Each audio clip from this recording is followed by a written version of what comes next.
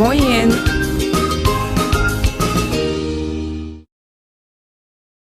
Olá a todos, bem-vindos ao meu canal do Luxemburguês Fácil.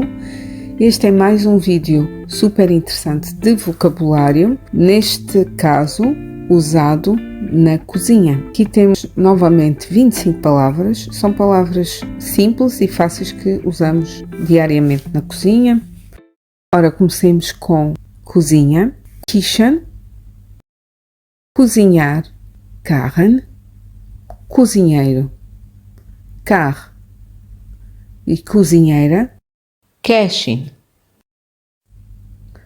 mesa, Tisch, prato, Teller, panela, Kardepen ou Depen, água, Wasser, sumo, Saft ou jus, vinho, Wein, leite, Milch, pão, Brot, colher, Löffel. Por curiosidade, posso dizer já a palavra homógrafa de colher, que é colher. Ou seja, são palavras que escrevem da mesma maneira. Neste caso, temos o colher e o colher. Colher algo é plekken ou recolteren. Juntar, zusammen.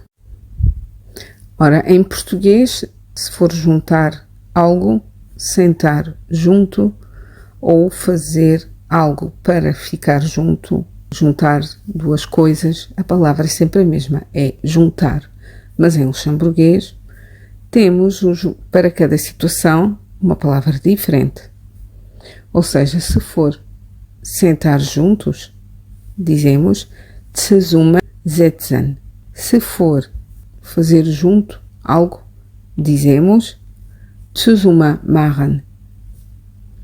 Se for pôr algo junto a outra coisa, dizemos zusammenlegen.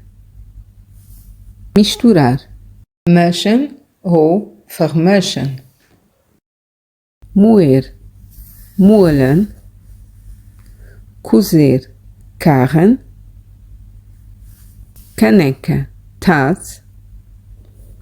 Copo, Glas. Carne, Fleisch. Garfo, Fourchette. Faca, Messer. Fogão, Kochmaschine. Forno, Oven.